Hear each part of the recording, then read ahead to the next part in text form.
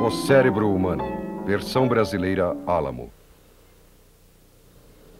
O cérebro humano é a mais complexa estrutura que a humanidade conhece. Uma equipe cirúrgica está aqui reunida para operar uma jovem de 22 anos que sofre de ataques epiléticos. A paciente está sujeita ao que se poderia chamar de tempestades elétricas no cérebro.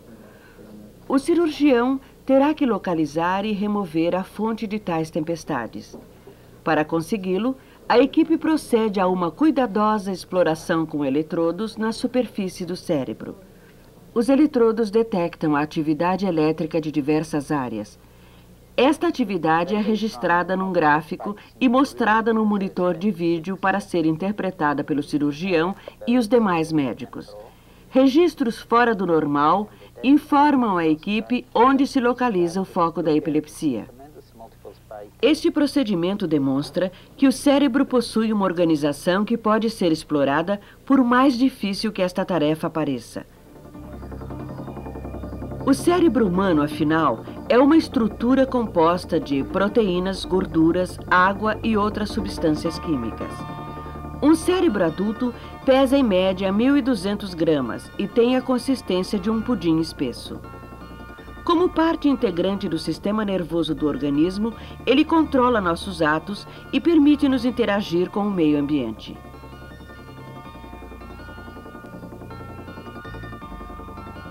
As unidades fundamentais de trabalho do cérebro e do sistema nervoso são células chamadas neurônios. Só o cérebro possui 10 bilhões deles. A tarefa de cada um é gerar, receber e emitir impulsos. Podemos imaginar esses impulsos se propagando de duas formas, elétrica e quimicamente. Essencialmente, nossos pensamentos são os resultados desses impulsos. Um neurônio típico consiste de um corpo celular, um conjunto de ramos receptores para os impulsos que chegam e um ramo maior, emissor para os que saem. O impulso elétrico se inicia quando um ramo receptor é estimulado. O impulso viaja através do corpo celular e depois ao longo do ramo emissor. Quando atinge a junção com outra célula, estimula a liberação de um transmissor químico. Esta substância química atravessa um espaço repleto de um fluido chamado sinapse para ser recebido pela célula seguinte. Pode, então, fazer com que esta célula dispare, como no caso presente, ou pode impedi-la de fazê-lo. Dezenas de substâncias químicas transmissoras foram recentemente descobertas no cérebro. A deficiência de uma substância química transmissora chamada dopamina em determinado setor do cérebro deste homem conferiu-lhe uma expressão facial semelhante a uma máscara, bem como tremores nos membros. Esses são os sintomas da doença de Parkinson, bastante comum em pessoas mais idosas. Ocorre uma produção insuficiente de dopamina. Em alguns casos, pode-se tratar do paciente com um medicamento chamado L-Dopa, o qual, no seu efeito, substitui o transmissor. Podemos voltar à cirurgia cerebral para demonstrar a natureza elétrica do sistema nervoso. Além de registrar a atividade elétrica do cérebro, o cirurgião usará outro tipo de eletrodo para introduzir uma pequena corrente elétrica no cérebro da paciente. Em essência, o que ele faz é criar um impulso nervoso que se propaga pelo sistema nervoso. A paciente precisa estar consciente para relatar ao médico os resultados da investigação. Sentirá pouca ou nenhuma dor, porque o cérebro não possui órgãos de sentido próprio. Quando você vê a boca da paciente se abrindo, é porque o médico estimulou a área cerebral que controla a boca. Ela não a está movendo por vontade própria. Ao invés, a paciente poderá sentir um formigamento em outra parte do corpo.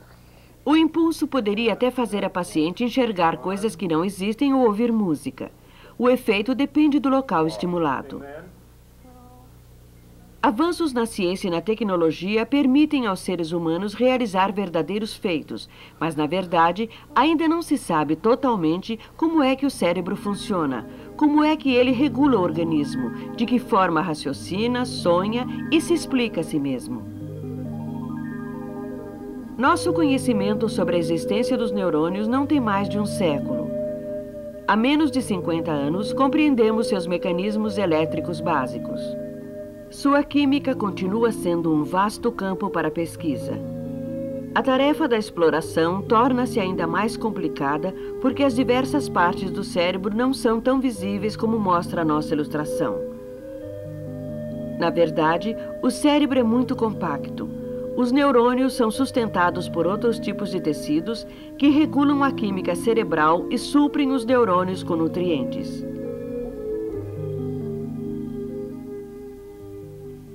Não obstante, podemos observar alguma coisa na organização do cérebro examinando-o num corte transversal.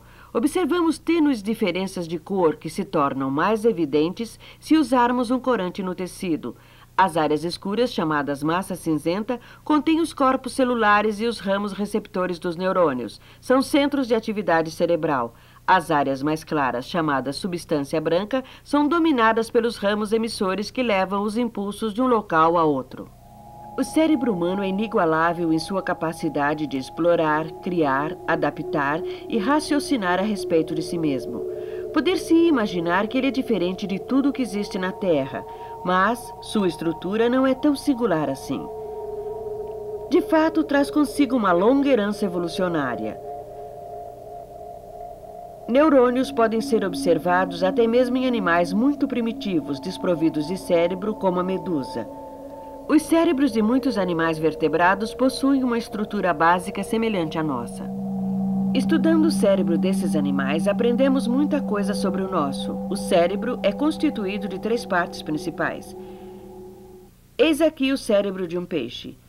Possui um tronco cerebral, um cerebelo e um cerebro.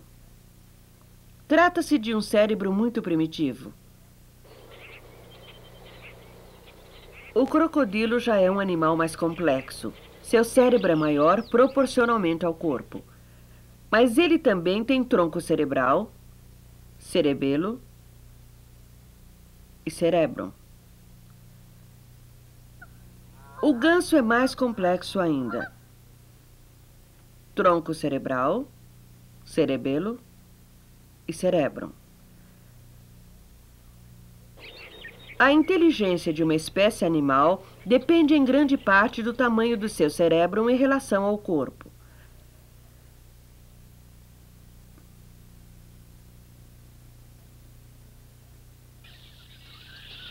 À medida que vamos subindo na escala evolucionária, observamos um aumento no tamanho do cérebro. O cérebro humano, embora tendo a mesma estrutura de 3 partes, dispõe de um cérebro maior e mais altamente desenvolvido do que o de qualquer outro animal. Todavia, entre os seres humanos quase não existe relação entre o tamanho do cérebro e a inteligência. Mais do que qualquer parte do cérebro, nosso cérebro nos faz humanos, mas não funcionaríamos sem as demais partes. O cérebro é um órgão muito delicado e, para sua proteção, flutua em um líquido envolvido por 3 camadas de membranas, alojando-se numa estrutura óssea chamada crânio.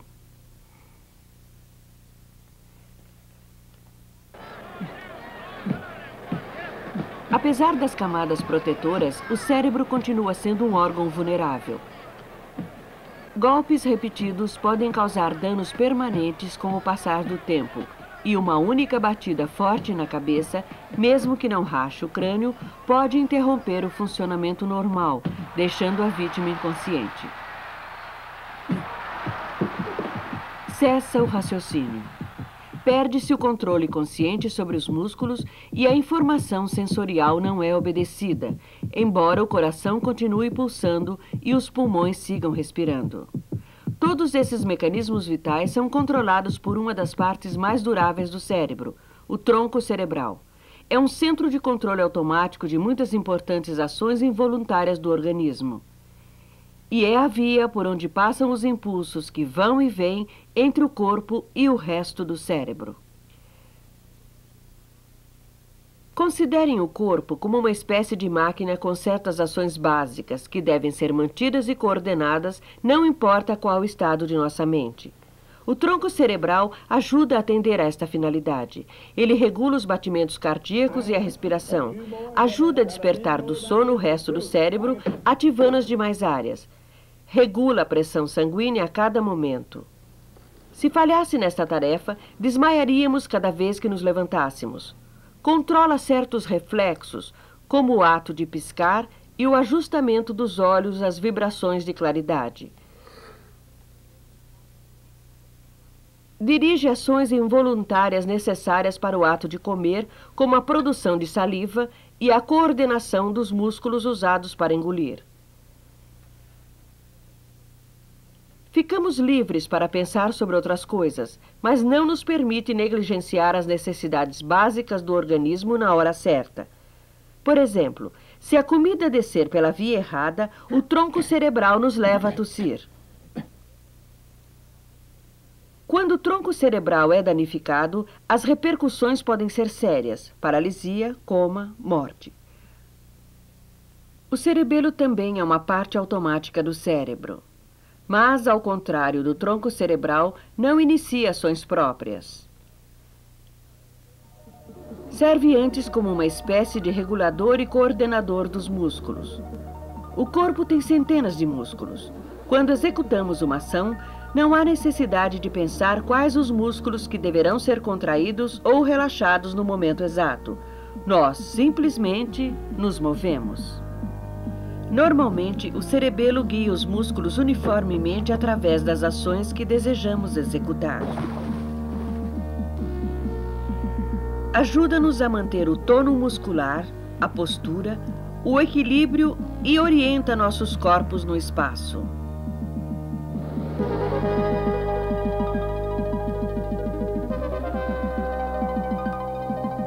Parece funcionar comparando impulsos nervosos de todas as partes do corpo e do cérebro para assegurar que nossos músculos executem o que desejamos.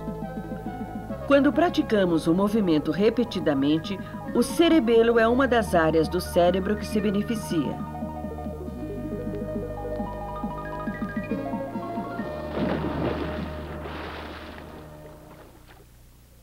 Esta mulher sofre de esclerose múltipla, uma doença que, neste caso, impede o cerebelo de coordenar os músculos do seu organismo.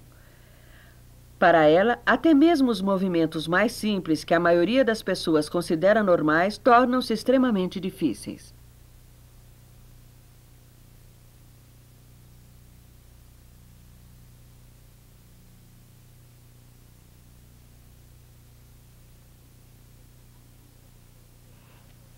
O cerebelo, assim como o tronco cerebral, é automático.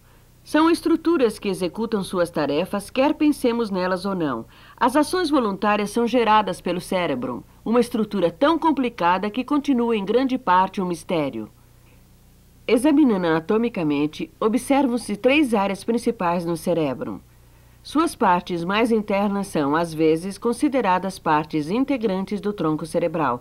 Da mesma forma que o tronco cerebral, estas partes são centros de controle automático para certas funções essenciais, tais como o regulamento de nossa química, do sono, do apetite, da temperatura e outras. Impulsos de todo o cérebro e de todo o corpo passam por esta área, que funciona como uma espécie de estação repetidora. Por exemplo, quando o organismo necessita de alimento, esta parte do cérebro recebe a informação e a remete às áreas acima dela e sentimos fome conscientemente. Se houver assuntos mais urgentes necessitando de atenção, a fome será suprimida e a informação mais importante entra no consciente. As emoções são geradas por outro complexo chamado sistema límbico. Se certas áreas do sistema límbico forem estimuladas por um eletrodo, o paciente sentirá uma emoção. O sistema límbico também contém importantes centros de aprendizado, e é através dele que percebemos o sentido do olfato. Os demais sentidos são percebidos principalmente nas camadas mais externas do cérebro, o córtex. O córtex é uma espécie de tecido amarrotado de massa cinzenta. É amarrotado para que maior quantidade dele caiba dentro do crânio. O controle consciente de muitos músculos da fala e do raciocínio são funções do córtex. Na verdade, é com o córtex que o cérebro humano consegue pensar sobre si próprio e explorar-se. Como o resto do cérebro, é dividido em 2 hemisférios principais. Os cientistas ficaram sabendo muita coisa sobre o córtex através da técnica de cirurgia cerebral que observamos antes. Estimulando eletricamente o cérebro de milhares de pacientes, conseguiram criar um mapa generalizado do córtex. Impulsos são enviados ao cérebro a partir dos órgãos dos sentidos. No córtex são interpretados como som, visão, paladar ou tato. Pelo mapeamento, determinamos que a audição é percebida aqui. A visão fica aqui atrás. Paladar, tato, controle muscular consciente. As funções exatas de muitas zonas do cérebro, chamadas áreas de associação, são menos conhecidas. Parecem reunir a informação de modo a formar pensamentos, planos e ideias. As cirurgias como a que vimos são realizadas somente quando absolutamente necessárias. Por motivos óbvios, torna-se difícil estudar diretamente um cérebro humano vivo. Boa parte do nosso conhecimento resultou do estudo dos efeitos das avarias cerebrais de nossos semelhantes. Os neurônios estão entre as células mais delicadas do corpo. Na infância, temos maior quantidade deles do que em qualquer outra fase da vida. Vão morrendo sem serem substituídos e são tão numerosos que poucos somos afetados por sua perda gradual. Quando, porém, uma grande área é subitamente danificada, o resultado pode ser catastrófico. E, ironicamente, a ciência beneficia-se dessa tragédia. Há um ano, com 32 anos de idade, esta mulher sofreu um derrame. Parte de seu cérebro foi bloqueado por um coágulo de sangue. Atualmente está parcialmente paralisada no lado direito de seu corpo.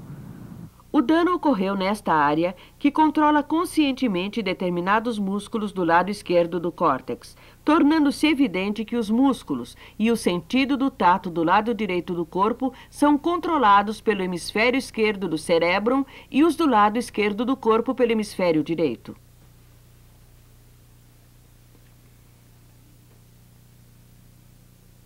Os caminhos dos nervos se cruzam no tronco cerebral. Não há nada de errado com os músculos dela. Seu cérebro é que se encontra simplesmente incapaz de guiá-los. Se uma das áreas de associação for danificada, os resultados podem ficar de mais difícil interpretação. Este homem sofreu um derrame que atingiu uma área de associação do lado direito de seu cérebro. Ele agora está com o lado esquerdo esquecido. É como se ele esquecesse que tem um lado esquerdo ou mesmo que existe uma esquerda. A terapeuta trabalha com ele para torná-lo mais consciente de que tem um lado esquerdo. Pede-lhe que use ambas as mãos para agarrar uma bola. Durante um curto espaço de tempo, ele atende. Alguns pacientes que têm essa área mais seriamente danificada chegam mesmo ao ponto de negar que tenham um lado esquerdo. Dirão que o braço pertence a outra pessoa que está pregando uma peça neles. Mas no caso deste paciente, a doença não se apresenta tão grave. Finalmente, o braço acabará caído ao longo do corpo, esquecido.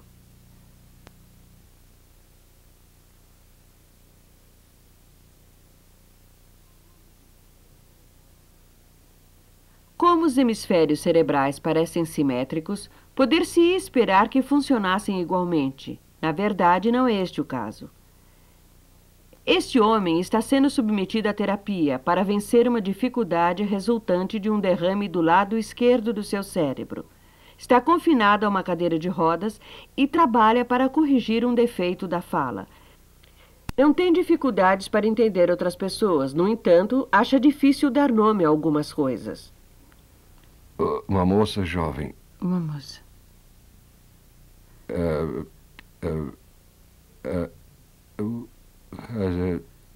Pode dizer com que letra começa? Digamos, um panheiro.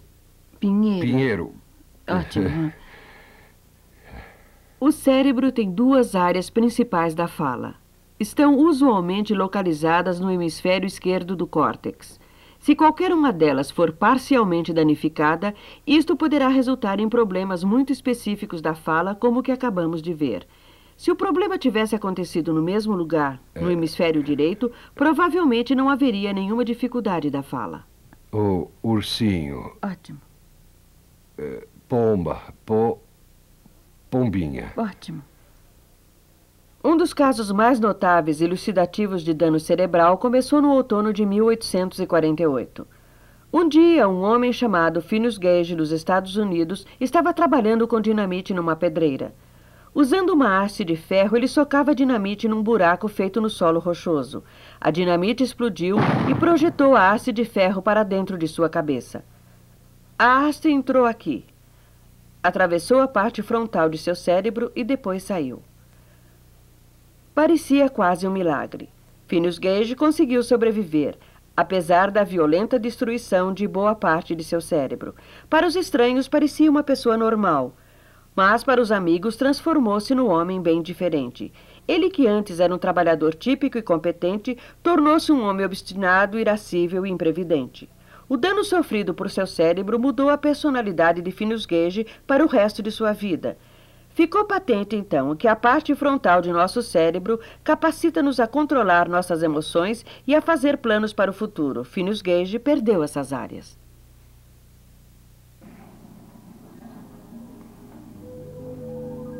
Em 1848, a cirurgia cerebral era uma coisa impossível, quase inconcebível. Atualmente faz parte do cotidiano. Embora muitas das capacidades do cérebro escapem à nossa compreensão, temos certeza que um dia chegaremos lá. O cérebro é um órgão certamente mais delicado e complicado do que o rim ou um músculo, e mais importante para nós porque, de alguma forma, é nossa essência. Mas ainda assim é um órgão. Continua sendo um profundo mistério, uma unidade ímpar de trabalho, uma combinação de eletricidade e química, uma estrutura que se esforça para se conhecer.